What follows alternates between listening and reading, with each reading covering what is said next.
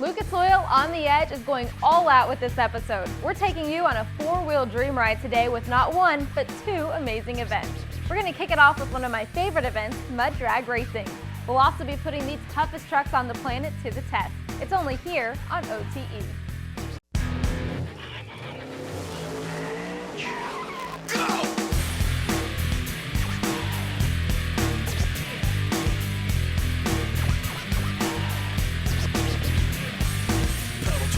Got it tacked up, and if you get too close, you're getting cracked up. Stone cold when I roll, coming out of the hole. Get back, cause I'm out of control. I'm on the edge. Hello, everybody. Ken Stout, Brian Olson, in front of a packed house here at the O'Reilly Auto Parts Four-Wheel Jamboree Nationals, presented by Geico Power Sports. We're in Lima, Ohio, at the Allen County Fairgrounds. We're about to have some fun here, and yep, we're going to get down and dirty in the mud. The people have packed the house to watch these guys go at it. It's big-time horsepower, but can they get it hooked up? Well, which one has an advantage? Let's check in with David. Well, guys, our viewers at home may be noticing a difference in body styles here in the Class 4 mud dragsters. Why is that? Well, when talking to the drivers, there's a couple different reasons. Some guys prefer the trucks because they race in multiple classes, so they have to drive a truck. But among the guys that just drive a truck in Class 4, they say they like it because they have a better weight distribution throughout the chassis. What about the guys who have a more of a traditional dragster? Well, they say they get more bite, more grip, more traction right there at the head of the throttle, so they say that's an advantage, plus they can control it a little bit better. But ultimately, talking to all the different drivers, they say it's anyone's ball game any given day, so it really just depends on the driver, the track, the conditions, and the rig. Well, Ken, they are all here this weekend. The Judge, Hillbillies on Alcohol, the Mud Hopper, the Magician. I mean, they have got all kinds of wild names, a lot of configurations, but it's going to be good.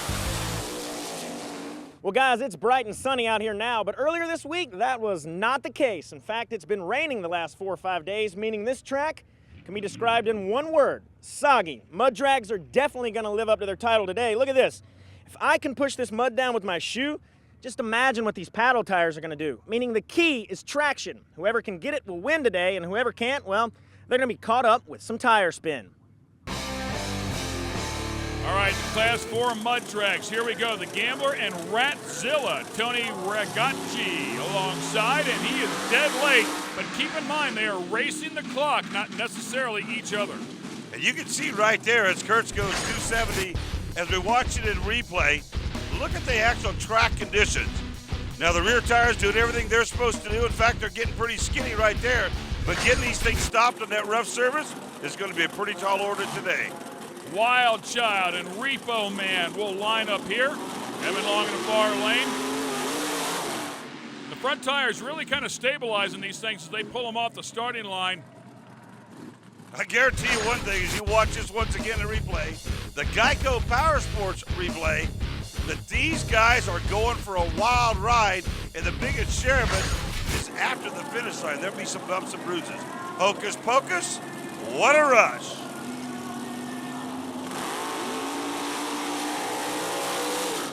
Big-time wheelie bars off the back of both of those, and look at the times within 0.02 of a second of each other.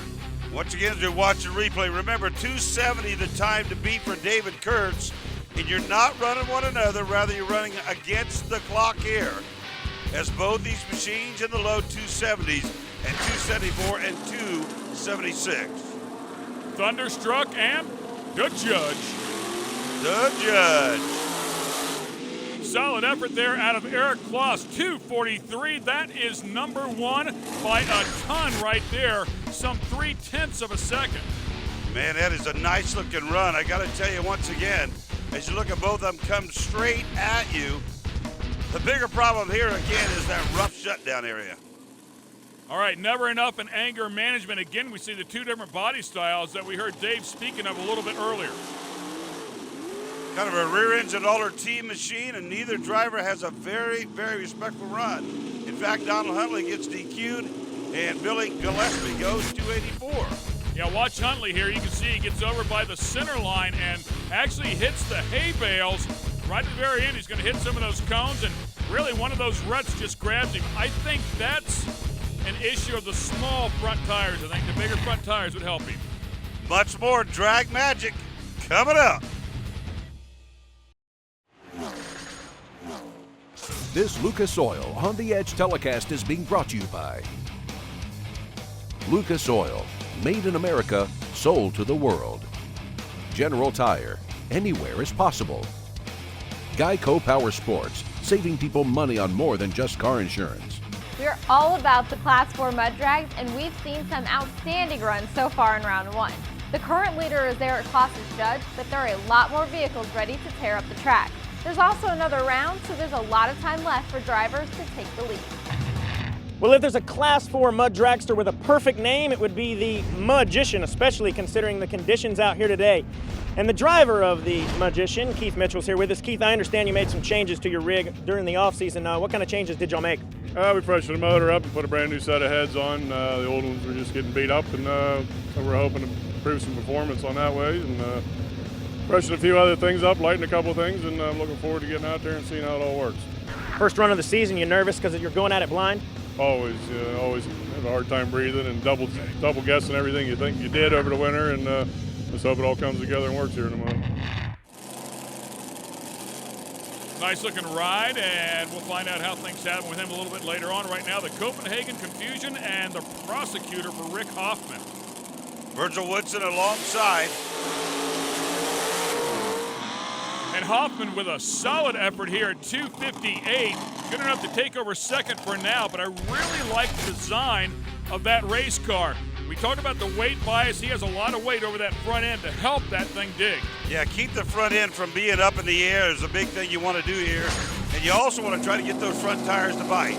All right, well, when you see things like Wilson Manifold logos on here, and you talk about the cylinder heads like we heard Keith Mitchell talking about as he'll spray and purge the nitrous bottle here, you got to think this certainly is one of the better machines to watch here.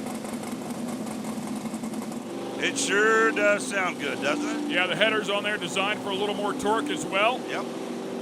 Spare time on the other side. And there's what you get when you're building some horsepower. Wow. 241, we've got a new leader. Wow. Man, did you hear that thing? You talk about steam. And you watch the run. There's nothing wrong with this run at all. Makes just a little bit of a move, but that's normal for these cars. Man, oh man. Yeah, he's got plenty of heat in that thing. All right. The 1-2 Mini and the Hillbillies on alcohol. You got to love the name of that one on the far side. Don Franklin makes a nice looking run and goes 257. Katie Krieger alongside in a 398 a lap time there. Yeah, and Katie got completely out of bounds. We'll take another look at the T-bucket design, and that's what we're talking about. That left front tire is hardly doing any work at all as it's up in the air. Right front tire kind of guiding it down through there, and the back tires are hooked up. That is exactly right. You want to get some of that thing and make that thing a little bit nose heavy as the Mud Hopper. And Breaking Bad and Billy Gillespie comes up next, matched up with Brian Sears. Sears, that same design we saw earlier up there over the front axle, and look how violent that ride is inside of it. Oh, the drive shaft shaft has come loose. But man, that thing was rattling his head like a paint shaker. Wow. And the drive shaft is out pretty early there too, man. We love to hear from our fans. Go to www.facebook.com and become a fan of Lucas Oil On the Edge. Then post your comments about this Lucas Oil On the Edge episode. Each of the Class 4 drivers have had one run on the track. Keith Mitchell's Magician is leading the pack, but the race isn't over. If you've got some cash, you can buy yourself a slot in the second round buyback. All right, here we go. To run in round 2, you've got to buy back at $65, and much to our surprise, the leader has bought back. And here he is right on the starting line. You know, he said earlier he'd made no runs on the car, so maybe he wants to see if he put this thing into 230s. There's Virgil Woodson alongside. And Virgil with a solid effort here at a 254 if he can get that thing stopped before he runs into something. But it looked like something happened to Keith Mitchell's car. It clicked off early. Yeah, he took a hard right-hand turn at about half track, right about there, and he just very wisely gets out of the throttle. And for Virgil, he's got his hand full as well. What do you say? Elbows up? 2 handfuls of steering wheel, baby. All right, Tony Ragazzi on the far side with the Radzilla. You saw him purging the nitrous a moment ago, and Ed Block with the Alter Ego. Yeah, Ed Block's machine, as you mentioned earlier, to me at least, and I totally agree with you, that this mid-engine concept should be the one with the slight advantage to have the weight out toward the front. Gets off to a great start. There's a look at Radzilla, left front up in the air. And Ragazzi goes at 2:43, so the boys are getting a little quicker here in this second round. A 43 is a solid number. Watch the wheel speed here for Block's car nearest the camera. I mean, at the hit of the throttle, that baby had big-time wheel speed, and you don't really want to spin the tire, but in his case, he did. Still makes a pretty good run, and Ragazzi goes up to the number 2 spot. Yeah, number 2, because the third digit was a 43 with a 6. We saw a 43 with a 7 out of the judge a little bit earlier. So very, very critical to get that third digit by 1/1000th of a second. The judge, here we go. Can he improve it? Can't get the job done. He's 100th or 2 slower at 2:45 ET. Little look at the start there, and you can see literally just letting the far side go first in case something goes wrong. Yeah, some drivers will indeed do that, and the judge really on a pretty good-looking run. You know, switching from lane to lane, can a couple hundreds. Actually, it's a very consistent car to run a 43.7 and then a 45. Never enough again for Huntley on the far side. And Gillespie goes at 2:53 as it veers off to the right. Yeah, you can tell that thing was a little light on the front end. Watch the replay here. As we make our way down to this camera angle, look at that front end just all over the place. And he comes real close to that center line right at the stripe. There's your E3 Spark Plugs results in the Class 4 Mud Drags. Congrats to Keith Mitchell. First one of the year, and he wins it. All right, Keith, well, you said you made some changes to your vehicle in the offseason. It looks like it paid off here today. Yeah, it was a good day. A couple changes we made. We put some new heads on, moved some things around, and really helped out. I think real happy the way the car performed, coming out fresh this year and not really having any test passes. We've been very successful here before, and it seems like this track. Congrats to Keith Mitchell, who eked out a win over the tough Radzilla machine driven by Tony Ragazzi. We promised you 2 events today, and the next one is coming up, Tough Trucks. We'll see you soon. We're back with Lucas Loyal on the edge. You might think you know what to expect with a tough truck race, but we've got a little twist today. The best drivers are hopping in their modified tough trucks and aren't just racing each other, they're trying to race the clock. The driver with the lowest time takes home the win. It's not as easy as it seems. Ah, yeah. How about the Lucas Oil on the Edge band cam? Everybody having a great time out here at the 4-Wheel Jamboree. Well, guys, the last time we saw Mark Noto on Lucas Oil on the Edge was last season at Indianapolis, but the problem was he was stuck being a spectator like the rest of us. It wasn't under the hood. The problem was underneath his shirt. He had an emergency appendectomy. I'm assuming now you're all fixed underneath. Yep, I'm 100% and good to go, ready to race. After having to sit out and watch other people compete, does that make you have more hunger to compete now? Absolutely. It was tough watching everybody run. I mean, it's fun. Still like, get along with all the competitors and heavy competition, but I want to be back into it, so I'm back today and going to be good to go. Speaking of today, what's the track here in Lima like? Well, in qualifying, it was real slippery because they had gotten a lot of rain. So today it's dried out. It's going to be different. They did a good job with the track. The obstacles are a little different from what we're used to, which is good. It's challenging for the driver for sure. Have you switched anything up from qualifying until now? Well, I had broken axle in qualifying, so just fixed that up and cleaned the mud off the truck, and that's about it. We're ready to roll. Mark Noto back out here competing and trying to win here today. And as you might imagine, it is pretty difficult as we watch Bobby Brown and Troy DeJearn come up here, Optical Delusion and Wild Gator. These guys are allowed some modifications per the rule book. They probably make more horsepower than they have suspension. Do you remember the days when it was old beat-up trucks? Then you look at this brand new Chevrolet. It's like, man, look at the direction this thing has traveled. Wow. And again, a lot of setup here. It is key to get these things to try and fly and land. Keep the tires planted, and we see this one, which is a seasoned truck, of course, come across first for Bobby Brown, and Bobby Brown stops a little crick, and Troy does everything he can to keep him running into the back of it. Joe Maglot, no problem, matched up here with the guy we just talked to, Mark Noto. And if you take a look at these two vehicles, you have to think that the Jeep is at a disadvantage, if for no other reason but because of the weight of the SUV-style body. Absolutely, and you know Noto's truck is a clearly purpose-built vehicle for the category. I guess the big question I got is, what's the story on the big flag or whatever that is? That's his cape, brother.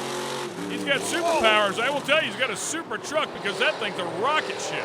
Man, I guess it is. Wow.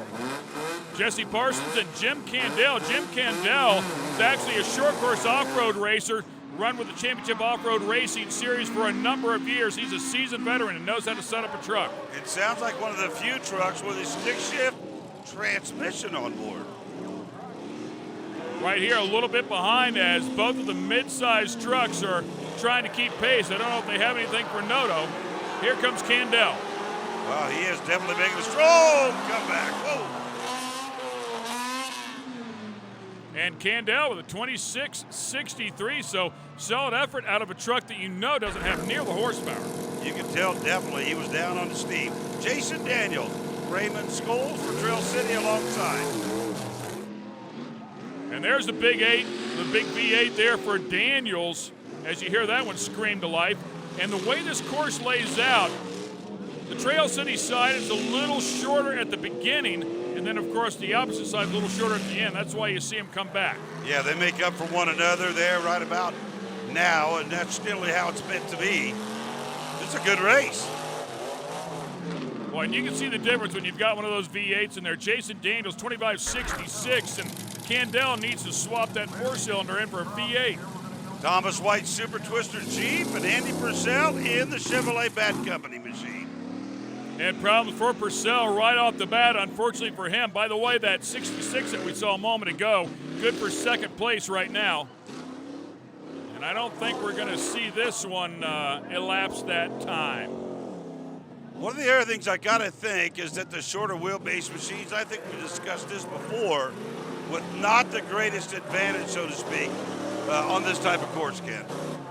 And, of course, the Jeep just doesn't have quite the suspension either. But Thomas White finishes it up. We are getting down to the wire here with this tough truck event. It's been a tight race so far, and Mark Noto is leading by the slimmest of margins. Jason Daniels just missed him by 3/100ths of a second. Noto isn't guaranteed the win, though, because we have a number of great trucks still waiting to tackle the course. So come on back. This Lucas Oil On the Edge telecast is being brought to you by Lucas Oil, made in America, sold to the world. General Tire, anywhere is possible. Erickson tie downs and tow straps. Tie it, tow it, move it. We're in Lima, Ohio. Rodney Faust and Dan Shaw inside of the Bad Habit are trying to eclipse a time that Mark Noto set at 25.63. Mad Money. Don't they have a show called that in the evening? Absolutely, they do.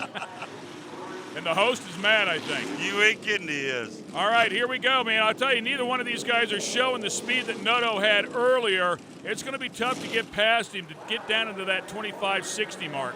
And one thing about this type of truck, when you go to any of the four-wheel off-road Jamboree events, is you really don't know what kind of racetrack you're going to have, because no two are alike. When we go to Indianapolis, part of it's with pavement, so hard to set them up.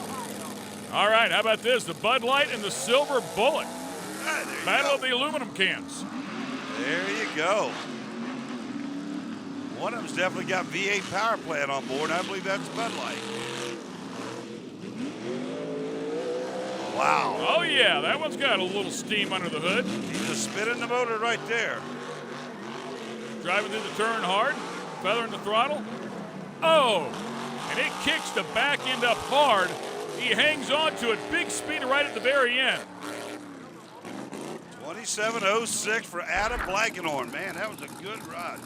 Well, that just shows you how impressive that 25.63 was earlier. It really does, because for all intents and purposes, everybody's still off of it by a couple. Bubba there coming right at us in that Ford. Bubba, the DTS sponsor. Oh, and he he's has got a problem. suspension failure on the right front. I was just about to say, that truck has been very fast in recent events. Unfortunately here, he won't even find the finish line. Yeah, it's been a dominating truck over a couple seasons in some of our previous events, but no such luck here today. Patrick Winchester will finish the course at a time of 29.12. Let's watch Bubba one more time. Right there's where it broke. Oh, yeah, it was definitely a suspension failure, whatever the malfunction was. Definitely on the right front. I mean, it clearly snapped something. Was it a stabilizer bar? I mean, the whole housing. Oh, man. Looked like It maybe may have the snapped the spindle axle just off, snapped yeah. right off. Sure Twin did. I-beam front suspension on those trucks. Took the axle right along with it, I do believe. Ken Peterson, Crystal DeJure up next.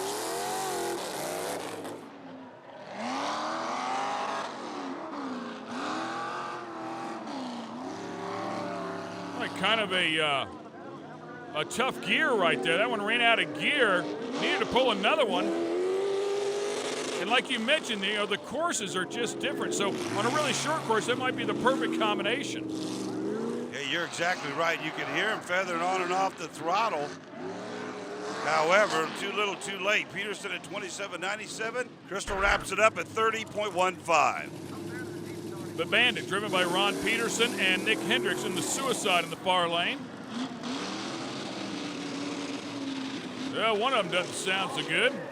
Yeah, it sounds like it's either hitting the rev limiter or it's definitely interrupted in the timing by way of electricity. I'm not sure if it's a electrical problem like in the timing ignition box, but it's definitely missing out a bad way. And Peterson lays up short. Looks like a mechanical for him.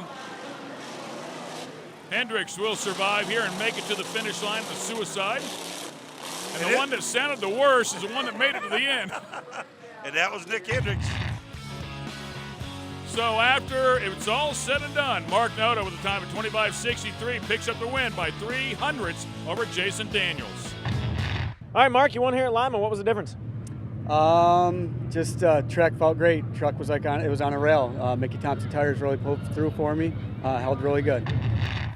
Thanks for watching this episode of Lucas Oil on the Edge. For Ken Stout, Brian Olson, and David Hamilton, I'm Jamie Howe. We'll see you next time with more competitive adrenaline-fueled motorsports.